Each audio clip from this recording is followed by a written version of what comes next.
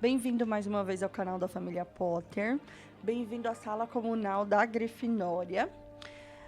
Você já me conhece, meu nome é Isabela Potter. Capítulo 13, Nicolau Flamel. Dumbledore convencera Harry a não tornar a procurar o espelho de Hogsmeade. E durante o resto das férias de Natal, a capa de invisibilidade permaneceu guardada no fundo do baú.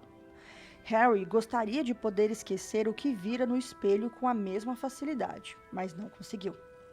Começou a ter pesadelos. Sonhava repetidamente com os pais desaparecendo em um relâmpago de luz verde, enquanto uma voz esganiçada gargalhava. Gente, isso daqui provavelmente são resquícios da memória do Harry bebezinho, vendo os pais deles serem assassinados.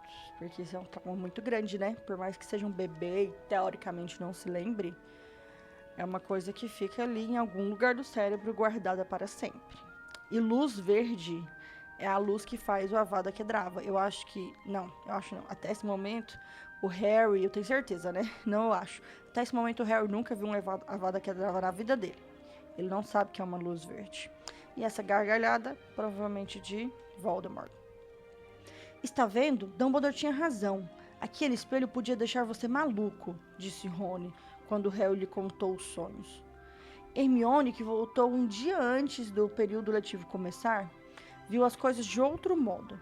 Estava dilacerada entre o horror de pensar em Harry fora da cama, perambulando pela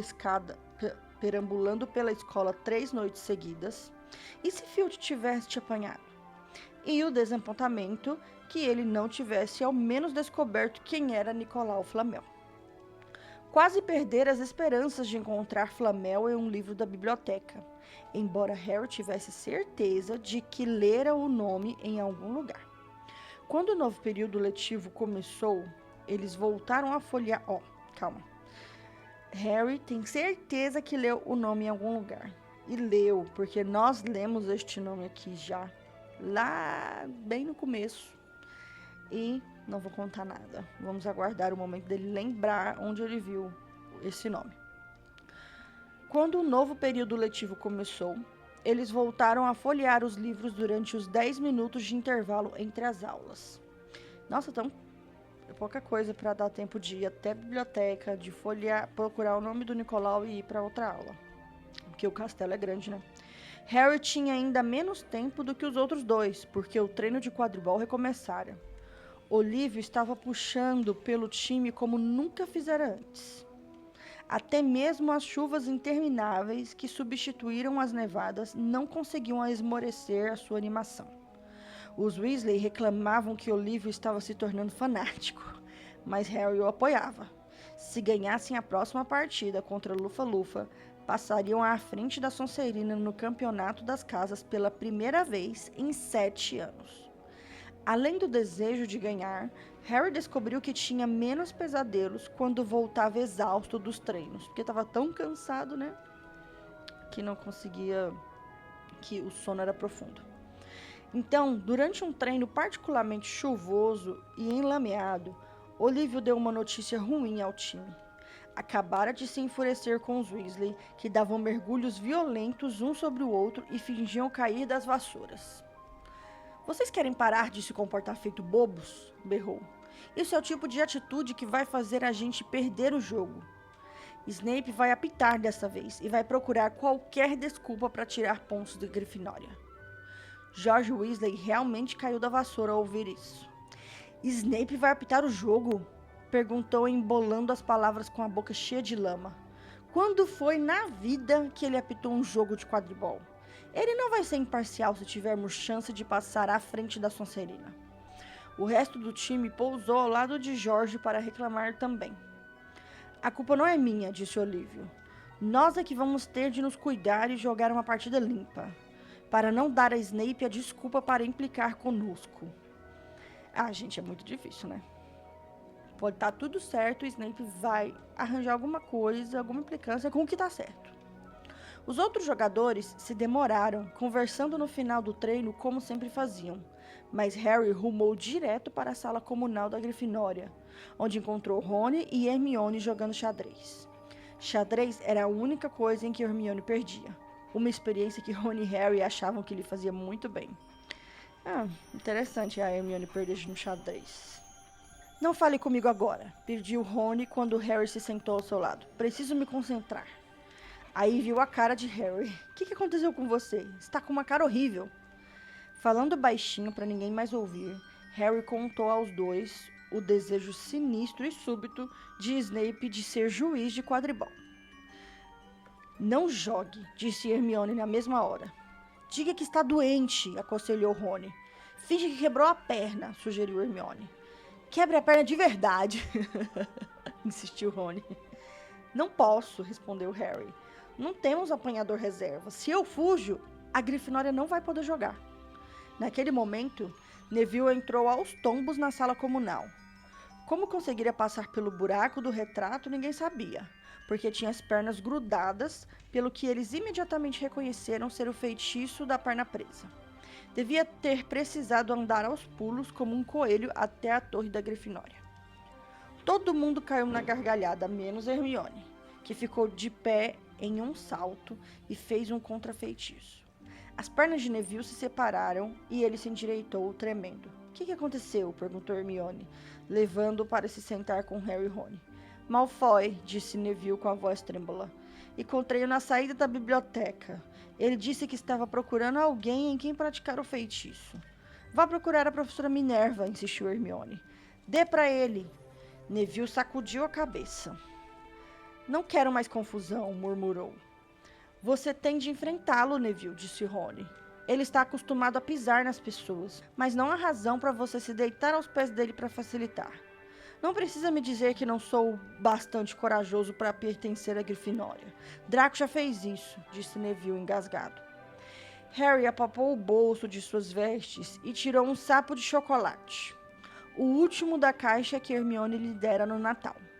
Deu a Neville, que estava com cara de quem ia chorar. Você vale 12 dracos, disse Harry. O chapéu seletor escolheu você para Grifinória, não foi? E onde está o Draco? Naquela Sonserina nojenta. A boca de Neville se contraiu num sorrisinho enquanto desembrulhava o sapo. Obrigado, Harry. Acho que vou para a cama. Você quer a figurinha? Você coleciona, né? Quando Neville se afastou, Harry olhou para a figurinha de bruxo famoso. Dumbledore outra vez. Ele foi o primeiro que... E soltou uma exclamação. Gente, ele tá falando daqueles sapinhos de chocolate que tem figurinha de um bruxo famoso. Então ele começou a ler lá. Ele foi o primeiro que começa assim o texto. E soltou uma exclamação. Olhou para o verso do cartão. Em seguida olhou para Rony e Hermione. Encontrei, murmurou. Encontrei Flamel. Eu disse a vocês que tinha lido o nome dele em algum lugar. Li-o no trem a caminho daqui. Escutem só isso. Dumbledore é particularmente famoso por ter derrotado Grindelwald, o Bruxo das Trevas, em 1945, por ter descoberto os 12 usos do sangue de dragão e por desenvolver um trabalho de alquimia em parceria com Nicolau Flamel. Hermione ficou em pé de um salto. Não parecia tão animada desde que eles tinham recebido as notas do primeiro dever de casa.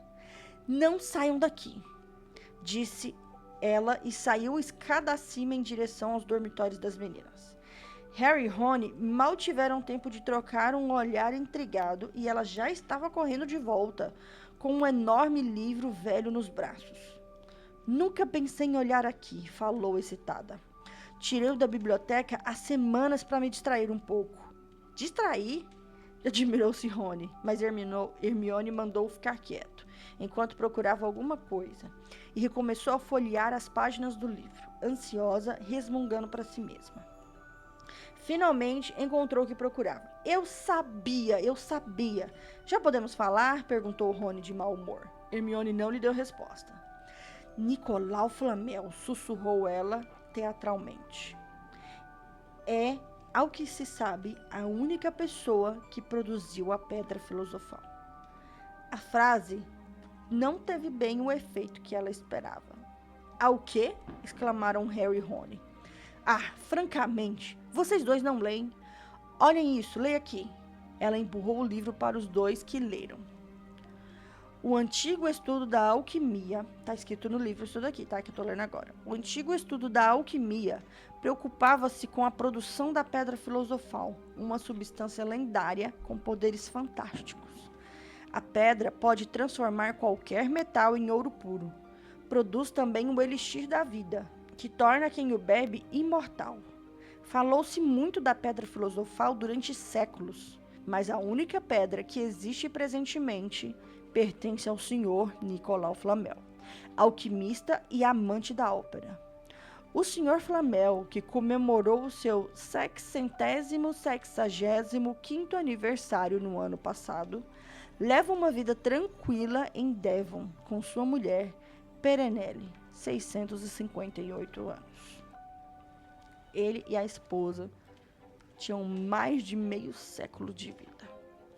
Viram, disse Hermione, quando Harry e Rony terminaram. O cachorro deve estar guardando a pedra filosofal de Flamel.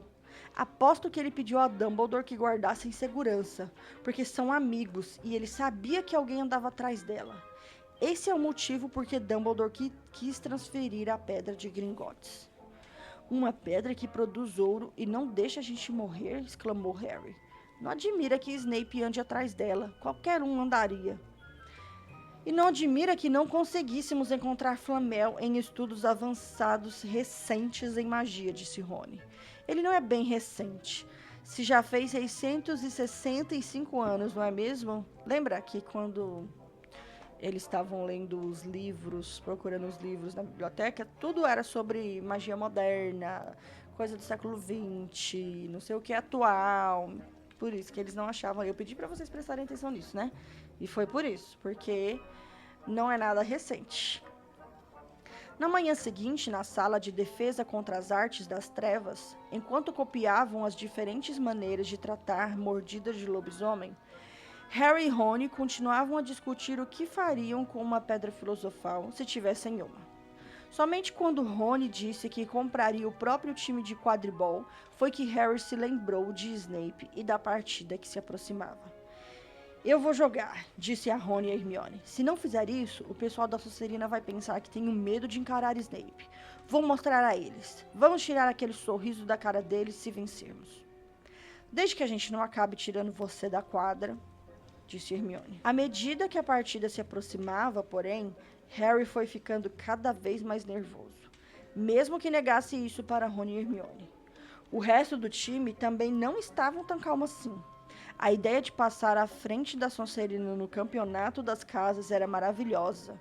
Ninguém fazia isso havia quase 7 anos. Mas será que conseguiriam com um juiz tão imparcial? Harry não sabia se estava ou não imaginando, mas parecia estar sempre encontrando Snape por todo lugar em que ia. Às vezes, ele até se perguntava se Snape não estaria seguindo, tentando apanhá-lo sozinho.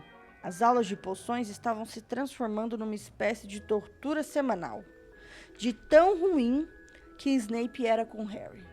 Seria possível que o Snape tivesse descoberto que os meninos haviam lido sobre a Pedra Filosofal? Harry não imaginava como.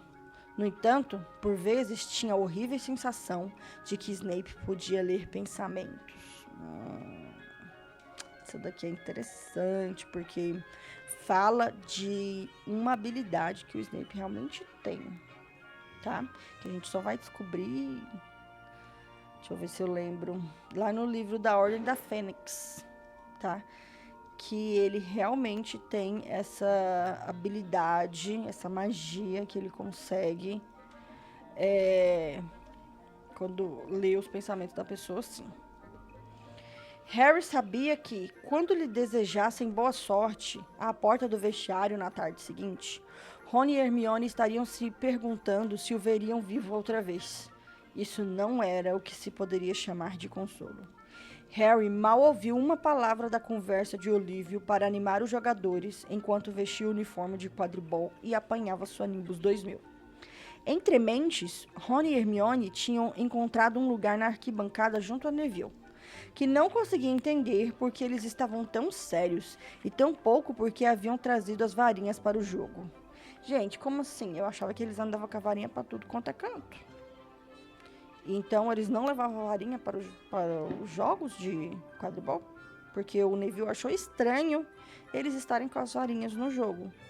Pra mim era como se fosse, sei lá, um relógio, né? Sem sempre estar no pulso.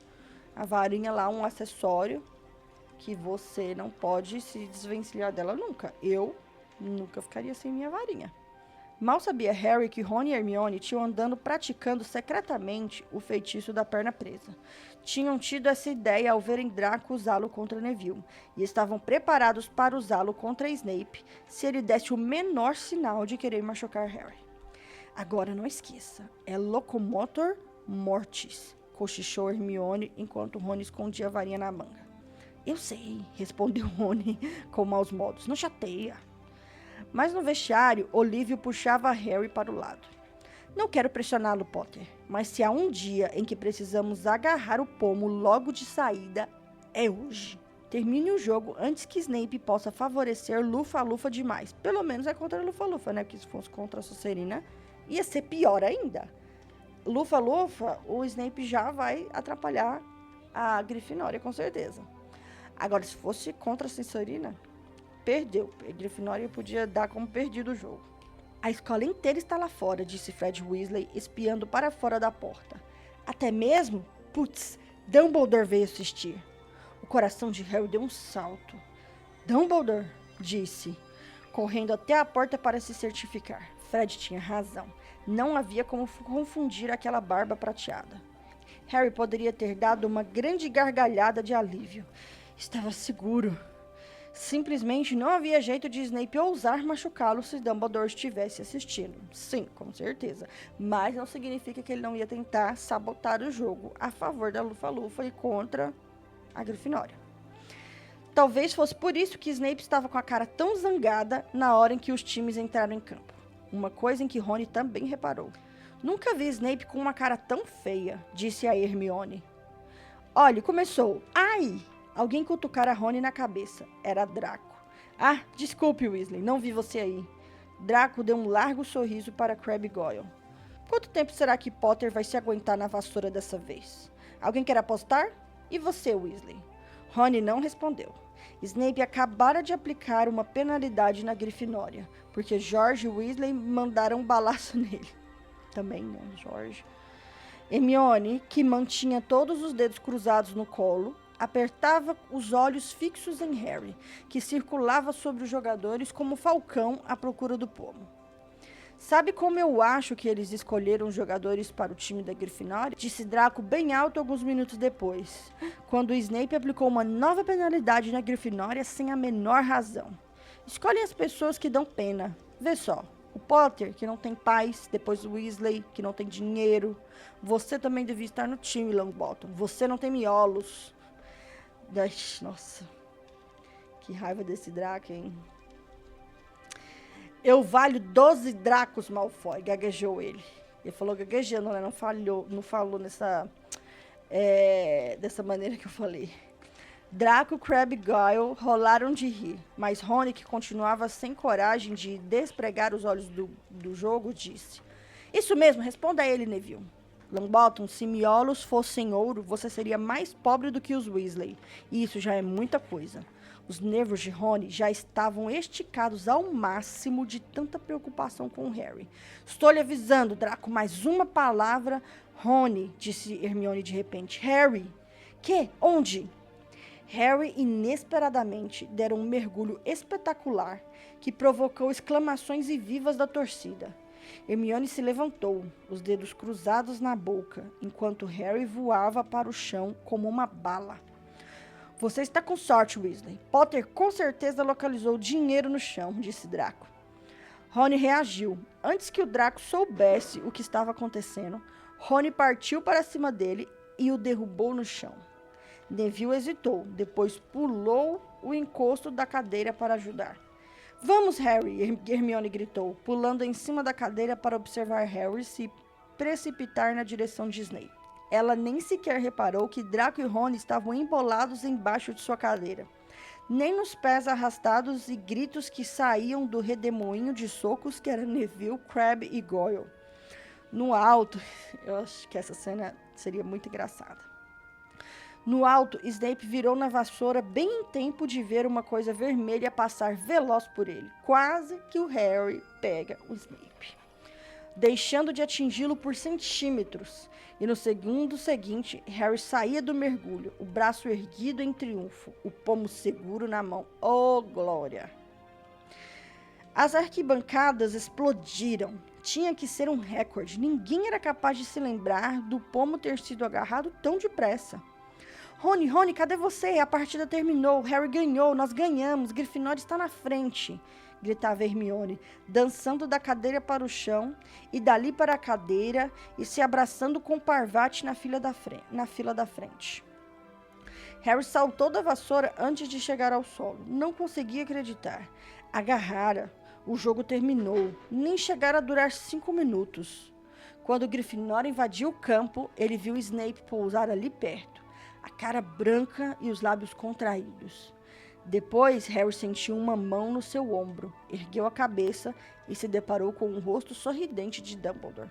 Muito bem, disse Dumbledore baixinho, de modo que somente Harry pudesse ouvir. Que bom ver que você não ficou pensando naquele espelho. Manteve-se ocupado. Excelente. Snape cuspiu com a armadura no chão. Harry deixou o vestiário sozinho algum tempo depois, para levar sua Nimbus 2000 de volta à garagem. Não se lembrava de ter se sentido mais feliz. Realmente fizera agora uma coisa de que poderia se orgulhar. Ninguém poderia mais dizer que ele era apenas um nome famoso. O ar da noite nunca lhe parecera mais gostoso. Caminhou pela grama úmida, revivendo mentalmente a última hora, que era um borrão de felicidade. Grifinória correndo para erguê-lo nos ombros, Rony e Hermione à distância, pulando de alegria, e Rony dando vivas com o nariz escorrendo sangue. Por causa da briga, né? Harry chegara à garagem. Recostou-se na porta de... Gente, tem uma garagem de vassouras. Reencostou-se na porta de madeira e contemplou Hogwarts, com suas janelas avermelhadas pelo sol poente. Ai, que cena linda. Ai, como Hogwarts deveria existir, gente. De verdade. A gente tem um parque, né? Mas não é a mesma coisa. Eu queria a paisagem e o castelo, entendeu? Não só o castelo, como no parque de diversões. Eu queria a paisagem, eu queria o local, eu queria tudo. Mas um dia eu vou nesse castelo e quando eu for, vou filmar tudo pra vocês. Grifinória na liderança. Ele conseguira mostrar a Snape. E por falar em Snape, uma figura encapuzada descia rapidamente os degraus da escada do castelo. Sem dúvida, não queria ser vista. Andava o mais depressa que podia em direção à Floresta Proibida. A vitória de Harry se apagou de sua mente enquanto a observava. Reconheceu o andar predador da figura. Snape, escapulindo até a floresta enquanto todos jantavam. O que está acontecendo? Harry tornou a montar a Nimbus 2000 e levantou o voo. Planando silenciosamente sobre o castelo, viu Snape entrar na floresta correndo. Seguiu. As árvores eram tão juntas que ele não conseguia ver aonde fora Snape. Voou em círculos cada vez mais baixo, roçando a copa das árvores até que ouviu vozes. Planou em direção a elas e pousou, sem ruído, em uma alta bétula. Subiu com cuidado em um dos ramos, segurando-se firme nas vassouras. Segurando-se firme na vassoura, tentando espiar por entre as folhas. Embaixo, na clareira sombria, estava Snape, mas não estava sozinho. Quirrell estava com ele. Harry não conseguiu distinguir a expressão no seu rosto, mas a gagueira estava pior que nunca. Harry apurou o ouvido para entender o que conversavam. Não sei por que você quis se encontrar logo aqui, Severo. Quis manter um encontro sigiloso, disse Snape, a voz gélida. Afinal, os alunos não devem saber sobre a pedra filosofal. Harry se curvou para a frente. Quirrell balbuciou alguma coisa. Snape interrompeu. Você já descobriu como passar por aquela fera do Hagrid? Mas Severo, Você não quer que eu seja seu inimigo, Quirrell? Ameaçou Snape, dando um passo em direção a ele. Não sei o que você... Você sabe perfeitamente o que eu quero dizer. Uma coruja piou alto e Harry quase caiu da árvore. Firmou-se em tempo de ouvir Snape dizer: As suas mágicas de Araque. Estou esperando. Mas eu não... Muito bem, interrompeu o Snape. Vamos ter outra conversinha em breve, quando você tiver tempo de pensar nas coisas e decidir com quem está a sua lealdade.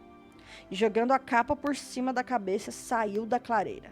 Estava quase escuro agora, mas Harry pôde discernir Quirrell, parado muito quieto como se estivesse petrificado. Harry, onde é que você esteve? Perguntou Hermione com a voz esganiçada. Isso aqui já mudou a cena, né? Harry já voltou para a Grifinória. Vencemos! Você venceu! Nós vencemos! Gritou Harry, dando palmadas nas costas de Harry. E deixei o olho do Draco roxo. E Neville tentou enfrentar Crabbe Goyle sozinho. Ainda está desacordado. O Neville desmaiou, gente. Ah, não, é a cara do Neville. Não é possível, não. Ainda está na Madame Pomfrey. Ah, Madame Pomfrey disse que ele vai ficar bom. Ele foi para a enfermaria. Isso é que é mostrar a Sonserina. Todos estão esperando você na sala comunal. Estamos dando uma festa. Fred e George roubaram os bolos e outras coisinhas nas cozinhas. Deixe isso pra lá, disse Harry sem fôlego. Vamos procurar uma sala vazia. Esperem até ouvirem isso. E verificou se Pirraça não estava na sala antes de fechar a porta. Depois contou aos amigos o que vira e ouvira. Então tínhamos razão, é a Pedra Filosofal. E Snape está tentando obrigar Quirrell a ajudá-lo a roubar. Ele perguntou se o outro sabia como passar por Fofo. E falou alguma coisa sobre as magiquinhas de Quirrell. Imagino que haja outras coisas protegendo a pedra além de Fofo. Uma porção de feitiços, provavelmente. E Quirrell deve ter feito algum contrafeitiço de que Snape precisa para entrar. Você quer dizer que a pedra só está segura enquanto Quirrell resistir a Snape? Perguntou Hermione, alarmada. Terça-feira ela terá desaparecido, disse Rony. E acabamos por aqui o capítulo. Não se esqueça de curtir e comentar o que você gostou desse episódio. E eu te vejo no próximo capítulo.